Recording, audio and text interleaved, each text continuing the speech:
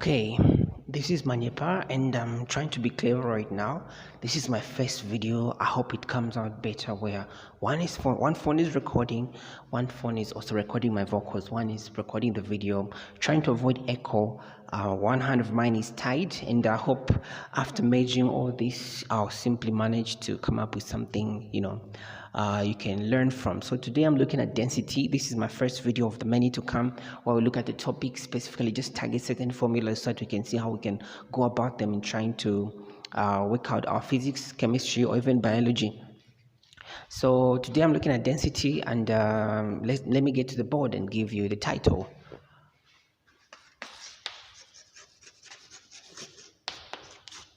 So that's the title. What's the definition for density? Yeah, you got that right. Density is mass per unit volume. Mass per known volume. Per unit means per quantified volume. The mass of a substance whose volume you know, or the volume of a substance whose mass you know. Therefore, a value, a measurement that gives you a relation between mass and a specific volume. Okay, so this density or this physical quantity is also defined by the formula rho. Rho is equals to m over v. You can also use the common one where you have d, which is density, is equals to mass over volume. The SI unit for density is the kilogram per meter cubic. But this is too big. We cannot work with kilograms in class or in the laboratory. It's easier to work with much smaller dimensions of the two. So usually the gram per cubic centimeter is used because it's much easier to handle. So allow me to just ask a question. What really comes into your mind when you talk about density, when you hear the word density? Okay, I don't know what really comes into your mind, but what should come into your mind is simply the relationship between mass of a substance whose volume is known per unit, okay, per quantified volume. Okay, so allow me to write an example of a value or a measurement of density. I have 2 grams per cubic centimeter. So remember, kgs go with cubic meters and grams go with centimeter cubic. This is our first example. Second example, we have 1.9 grams per cubic centimeter. Third example, we've got 6.1 grams per cubic centimeter. These are 3 substances. Remember, a pure substance has a fixed density. A pure substance has a fixed density. It's like a pure substance having a fixed melting point, fixed boiling point, and the pure substance has got a fixed rate of solubility, okay, in a given or specified solvent. Okay, so you can check out if something is pure by checking out its density, checking out its boiling point, melting point, and its solubility rate. Okay, the rate of being soluble in a specified solvent.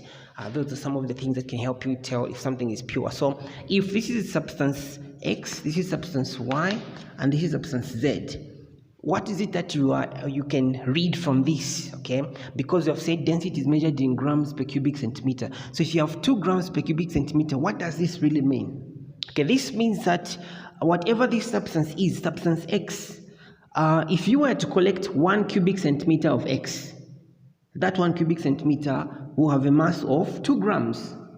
Okay, same with Y. If you were to collect 1 cubic centimeter of Y, that cubic centimeter will have a mass of 1.9 grams. Same with Z. If you are to collect 1 cubic centimeter of Z, you're going to have a mass, that cubic centimeter of Z will have a mass of 1.6 grams. What is a cubic centimeter? Before I go to that one, allow me to say, just by looking at this, 2 grams per cubic, meaning per 1 cubic. It's like you want to buy some mangoes or bananas. If you ask how much is per mango, the trader will understand that you're not asking for the price of the basket. They'll tell you the price per mango or per banana because they not say you have said per mango per 1. So 6.1 grams per cubic centimeter, per 1 cubic centimeter. So what is this 1 cubic centimeter? And we understand that a cube is a shape whose dimensions are all equal. Okay, So if you're talking about a cube which is a 1 cubic centimeter, understand that this is 3 centimeter to the power 3, meaning length, breadth, height, all of them multiplied. So this is a cube which is 1 centimeter. I don't know if you can call it even breadth because they're all equal. Then 1 centimeter in this dimension. Okay, this then height 1 centimeter. If you multiply this, remember, volume of a cube, even a cuboid is actually volume is equals to L3. L3 because all of them are equal. If it's a cuboid, you're going to say volume is equals to LBH because they're likely to be different. But still more, you're talking about length, breadth, height. Even here, there's length, breadth, height, but because they are of the same length, you just say L3. In other words, this is LLL. Okay, so if we are to calculate the volume of this guy here, or this box, you're going to say 1 times 1 times 1. 1 times 1 times 1 will give you 1. And then centimeter times 10 centimeter will give you centimeter squared. Centimeter squared times centimeter will give you centimeter cubic. Okay, this is how this comes about. So if you collect 1 cubic centimeter, a very small box of this substance, a very small volume, okay, but I'm trying to use the word box or square to make us understand a little bit more. It means this substance will have a mass of this much. Same with this one. This will have a mass of this much. A cubic will have a mass of this much. So you can collect a volume of this, volume of that, volume of that, or all of them will have the same volume, but their masses will differ. All of them will have the same volume, but their masses will differ. And basically, the two major reasons of why their masses will differ are simply the way the particles are arranged. Maybe here they are very compact, and here they are a little bit spaced, and here they are a little bit compact more than here, so the mass is more per given volume. The other reason why density is higher is because of the atomic masses. The nucleons in the atoms of this substance might be bigger. Okay, the nuclei, okay, the atomic masses might be bigger. So in as much as their volumes may be equal, their masses will not be equal. Okay, process that and see if you're able to see what I've been trying to put across.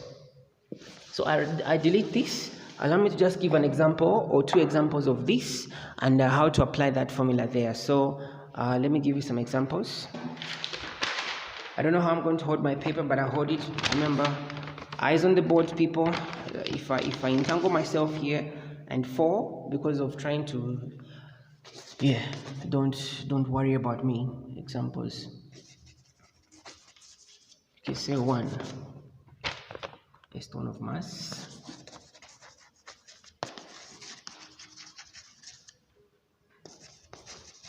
Mass 40 grams is carefully lowered into a beaker. —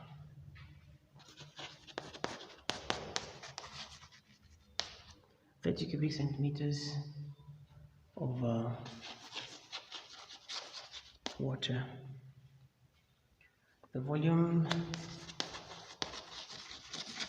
the water level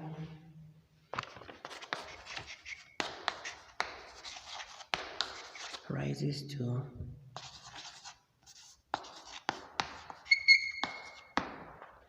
calculate, let me say 58 cubic centimeters after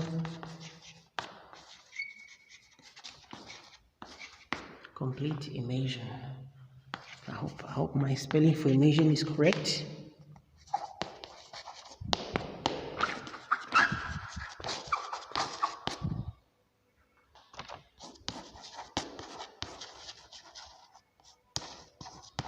Calculate the stone's density. So we have that question on the board, and we are expected to solve it using that formula where you have rho is equals to mass over volume. Or if you like, you can use this one, it's the same thing. Whenever you're solving these things, whenever you are working out your questions, always remember to write the formula first. Allow me to go through the question. A stone of mass 40 grams is carefully lowered into a beaker of 30 cubic centimeters of water. The water then rises to 58 cubic centimeters after complete immersion. To immerse the stone means to completely submerge it into the water. Oh, I don't know if there should be an E here or what, but to submerge it into the water. Calculate the stone's density. Always and always write the formula first. Don't just start writing numbers. Formulas are laws, physical laws that explain further on the relationship between physical quantities. Okay, between physical quantities. So like in density, this formula explains the relationship between volume and mass and how this other quantity comes about. So density is simply a quantity that comes about when you consider the mass of a substance whose volume is known. So the relationship between the three. So our formula is rho is equals to mass over volume. Okay, then we're calculating for density, so there's no need of rearranging the formula. So we say rho is equals to, the mass given is 40 grams, and then the volume given, we have not been given the volume directly, so we have to do some subtractions. Look at the volume of the water before and look at the volume of the water after. Okay, the volume of the water before is 30 and the volume of the water after is 58. Okay, so if you understand what volume is, you would know to say volume is the amount of space occupied by a substance. So when this stone was lowered in the water, it displaced water. It occupied the space where the water was.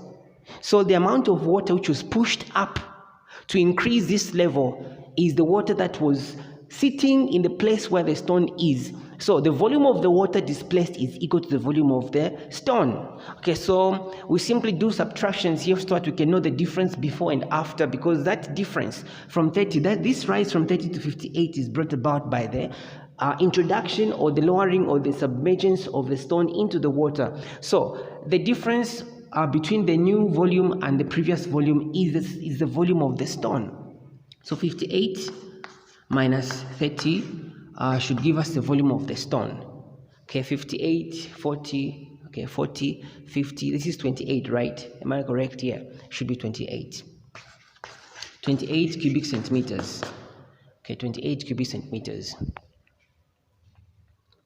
That's our volume. So we simply say the volume of the stone is 28 cubic centimeters. You know what, let me just press. I'm clear that it's 28, but again I'm doubting because I really need to be clear with you, right? So we're going to say 58 minus 30. Yeah, I'm correct. You do your mathematics there.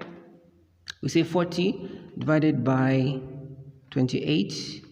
The answer comes out as 1.428, but we're just going to say 1.4, I'll give it to 2 decimal places, 2443.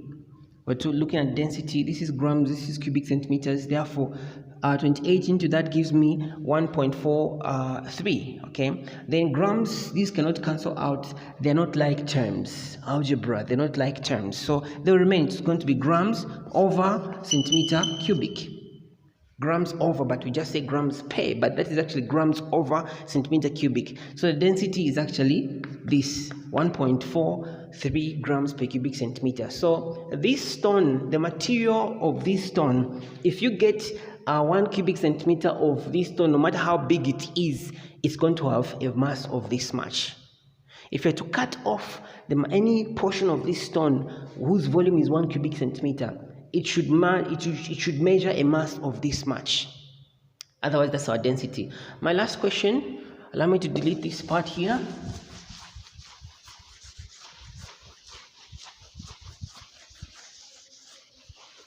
Okay. My last question. Oh, the paper is this side.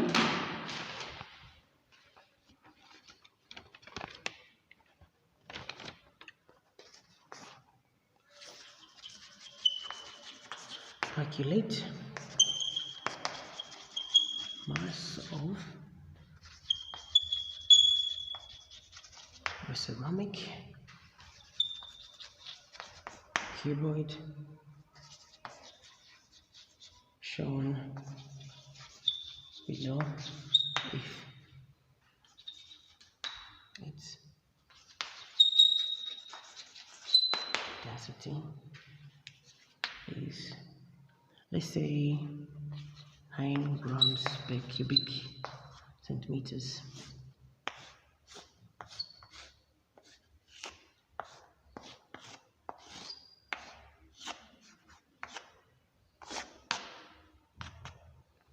say this dimension is 0.1 meters, then this one is 0.05 meters.